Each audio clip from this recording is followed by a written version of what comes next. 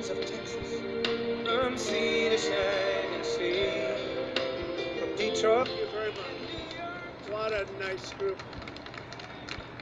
You're much happier. I was here 3 years ago. You're much happier now. And you're much wealthier, and you're providing a lot more energy than you used to. That's for sure, right? Thank you. And you're much wealthier, and you're providing a lot more energy than you used to. That's for sure, right? Thank you. You know, Harold is a very successful man, and I was with the great football coach, Barry Switzer. I think he might be the only one. He won in the NFL, and he won in college, right, the championship. But Barry is a great guy, great coach, and he's one of Harold's best friends. And Harold was coming into a meeting, and I was talking to Barry, and he said about Harold, you know, sir, that guy can take a straw, probably the plastic ones before they changed. I don't think it would work. The paper straws aren't working too well. Sir, he can take a straw, and he can put it into the ground, and oil comes out. And other companies, they spend billions looking for oil. They want to find that oil, they just spend billions, and they can't get it. But this guy puts a straw in the ground. I said, how cool is that, right? But that's my friend Harold. He's a great gentleman. I learned a lot about energy from him. But it's wonderful to be here back in Pittsburgh. By the way, go Steelers, go Steelers. Big Ben, I guess Big Ben is recovering. I know Ben, he's a great guy. He's a tough cookie. And he'll be back, right? He'll be back. Big Ben. And you have a great ice hockey team too. You have a great ice hockey team. Sidney Crosby, the whole group, you know, they were at the White House not a long time ago. And they came in, and they are a great group of people. So you have great sports place and great sports town. But I'm here with the incredible people who fuel our factories, light up our homes, power our industries, and fill our hearts with true American pride. That's you. And by the way, you guys sit down. Thank you. Sit down here. We'll be here for a little while. I like energy people. Energy people have a lot of energy, unlike some people I deal with. They got a lot of energy in more ways than one. Nobody does it better than the hardworking men and women of Marcellus Shale Country. New York realized what they're sitting on top of. Before the competing states take a lot of it, you know, it gets down a little bit, right? Keeps going down. They'll say, hey, we used to have a lot of energy before they took them from Pennsylvania and Ohio. But New York should do it, and New York should allow pipelines to go through so the people of New England can cut their energy costs in half, so the people in New York could cut their energy costs in half. New York doesn't allow pipelines to go through. I don't know, there has to be some kind of a federal something that we can do there, but they won't allow pipelines to go through New York just for a long time. And they won't do any fracking in New York. And they won't take all of that wealth underneath and reduce their taxes. Wouldn't that be nice? They don't do it in New York. Somebody someday will explain why. They do it in Pennsylvania, they do it in Ohio, they do it in states right around New York. They don't do it in New York. They're sitting on a gold mine of energy. With unmatched skill, grit, and devotion, you are making America the greatest energy superpower in the history of the world. You're number one by far now. Right? And I want to thank the Marcellus Shale Coalition, the Ohio Oil and Gas Association. Oh, I love Ohio. I love that state. Ohio. Don't forget, for a year I had to listen to, you cannot win unless you win Ohio. I said, no, the great state of Ohio. Please treat it well. And we won Ohio by a lot.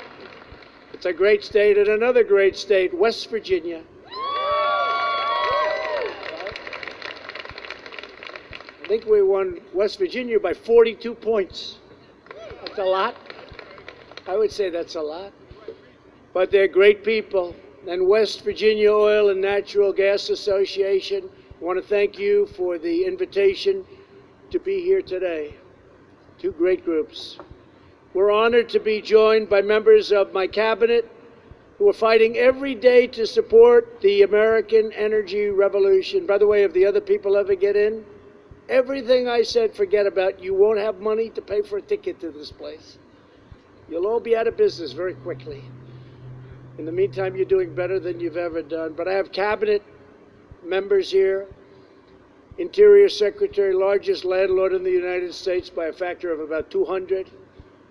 David Bernhardt. Where's David? David? Thank you, David. Stand up. What a great job.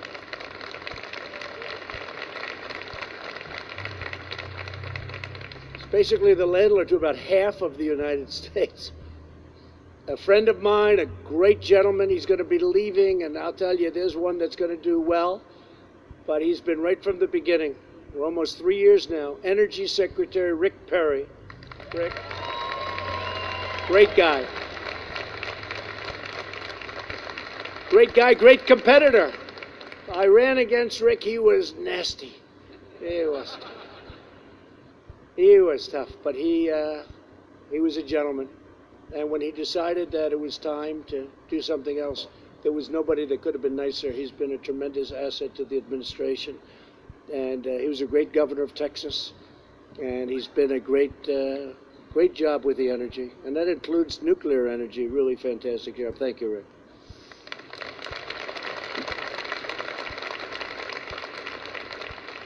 Another man who's here who's been incredible.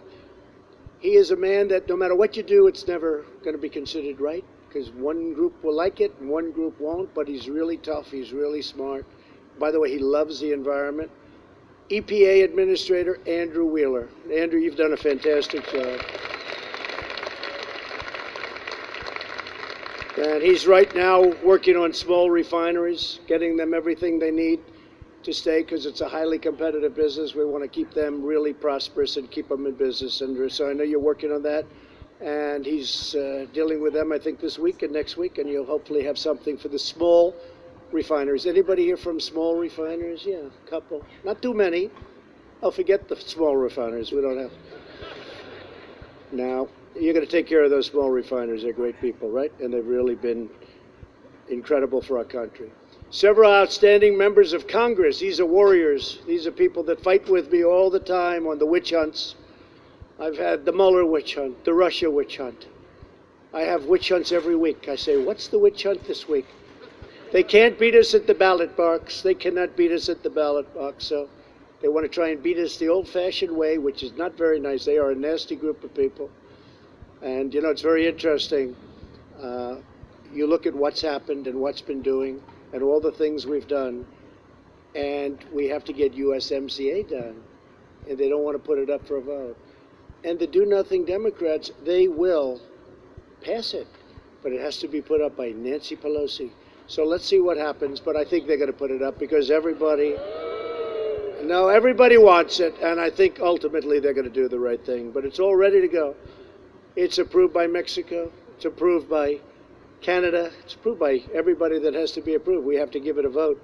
It's been sitting for a long time. A lot of money wasted, a lot of jobs wasted. It's going to have a tremendous impact. But these are warriors that have been with me right from the beginning.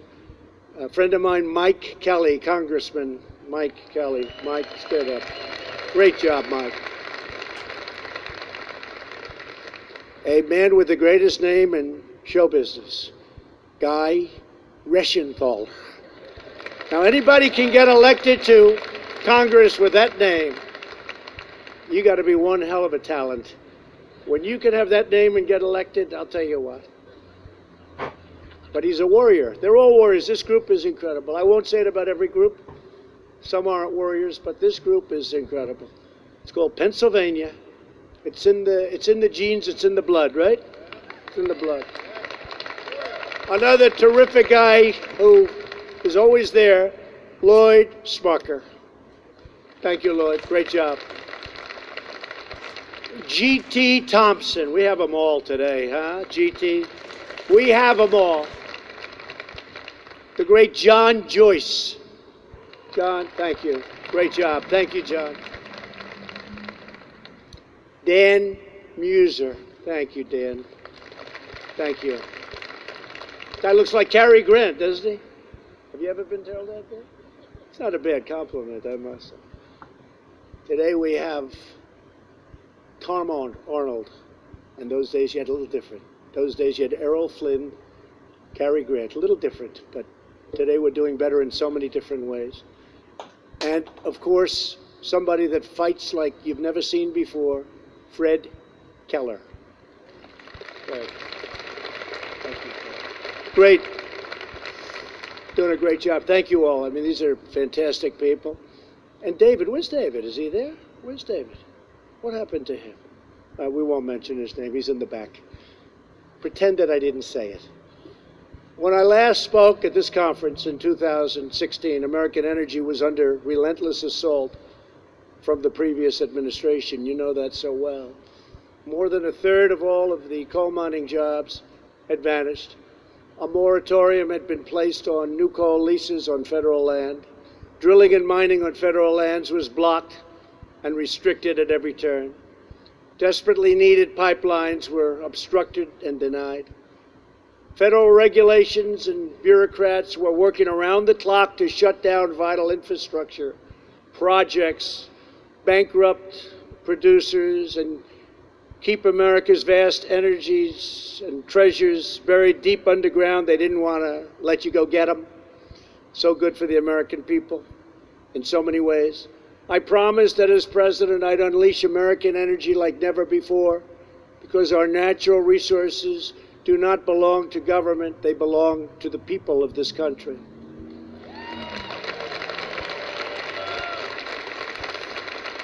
American energy belongs to hardworking men and women like you who get up every day and make this country run.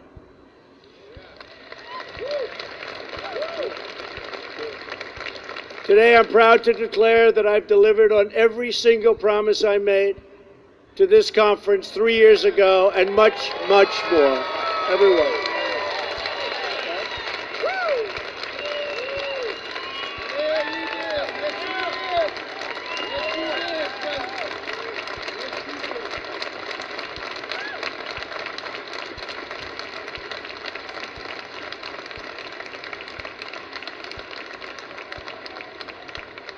Thank you very much. 4 more years. Why don't you drive them crazy? Go 16 more years, you'll drive them totally. 16 more years. Thank you. Thank you. We're now energy independent. Who would have thought that? That wasn't going to happen for a long time. We've ended the war on American energy. And we've ended the economic assault on our wonderful energy workers. You were under assault for a long period of time, but no longer. No longer. That's why we have to keep it going. Because if you talk about assault, it was nothing compared to what would happen if one of these people got in office. What they would do to you would be unthinkable. And what they do to this incredible profession that you're in, but this segment of the economy that's so big and so vast and so many jobs would be just absolutely terrible. Hard to believe they're even talking the way they're talking. And in many ways, I think it actually would be worse than they're even saying it will be. In the process, we set off an economic boom of truly historic proportions, bringing prosperity back to cities and to towns all across America. Not only energy. Energy was just the first step in so many other ways, but without energy, it all doesn't happen. In my first week in office, I approved permits for the Keystone XL and Dakota Access pipelines.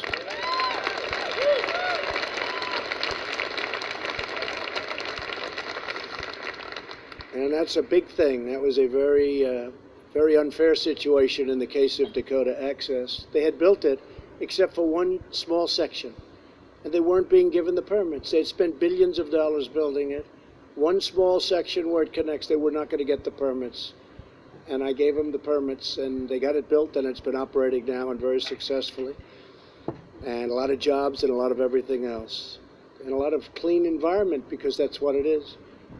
And with Keystone, same thing. They have everything they need. They need a couple of little extra ones in 1 or 2 states, one state in particular, and they'll start. And it's a combination of 48,000 jobs on top of everything else. We canceled the last administration's so-called Clean Power Plan. Sounds nice, but it wasn't nice. It was a disaster.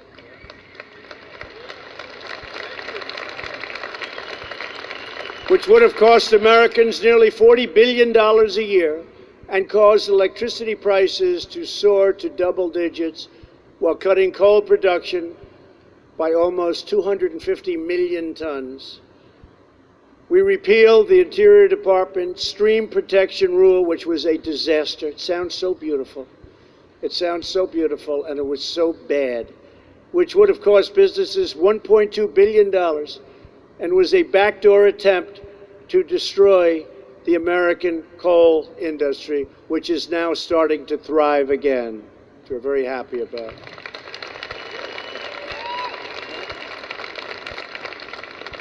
We revoked the ridiculous Waters of the United States rule.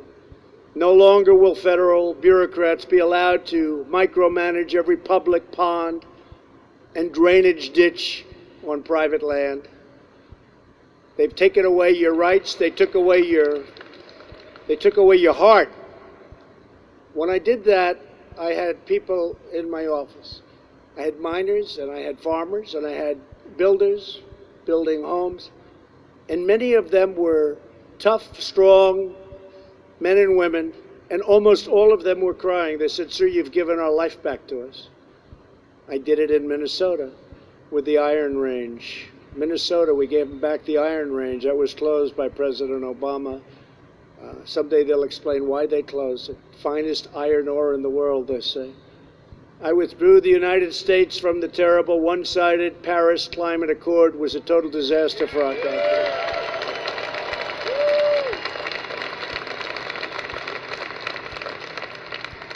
And I thought when I did that, it would be very tough. And all I do is get applauded for that move so much. It would have been so bad for our country. They were taking away our wealth. It was almost as though it was meant to hurt the competitiveness of the United States. So we did away with that one. The Paris Accord would have been a giant transfer of American wealth to foreign nations that are responsible for most of the world's pollution. Our air right now and our water right now is as clean as it's been in decades. Shutting down American producers,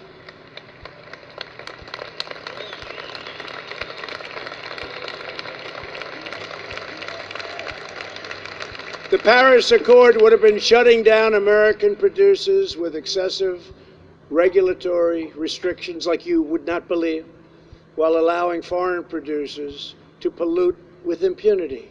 They were allowed to do what they were doing. I'm proud that today the United States is among the very cleanest air and drinking water on earth, anywhere on earth.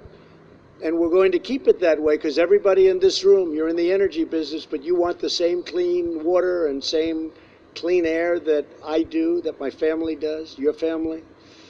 So I just want to thank you. It's really incredible, but we're at a very, very good point environmentally right now. What we don't do to punish, thank you.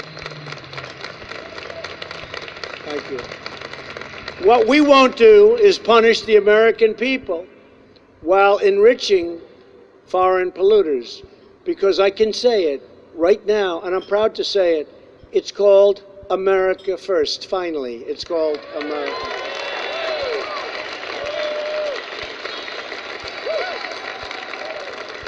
My job is to represent the people of Pittsburgh, not the people of Paris. We're opening federal lands and offshore areas for responsible oil and gas production. And I opened ANWR to oil and gas in Alaska. You know, the ANWR site's one of the biggest in the world. And nobody could get it approved, including Ronald Reagan. They could not get it approved. I got it approved. And it's one of the great potential sites anywhere in the world. Nationwide, the Interior Department, thank you, David, has been drilling permits, and you've seen drilling permits increased by over 300% since I've been in office, and we are issuing permits 3 times faster than when I first took office, and that number is going up, and we're doing it in a very environmentally responsible way. David, thank you. Thank you. Oil production on federal lands is at an all-time high, and revenue to the American taxpayer from energy development has nearly doubled since I took office. Think of that. Thank you. We are streamlining the EPA's oil and gas, methane rule. Don't pay attention. Don't pay attention. Saving energy producers millions of dollars in compliance costs while maintaining sterling environmental standards like never before. Yeah, don't hurt them. Don't hurt them, please. They don't know they're dealing with very tough people in this room.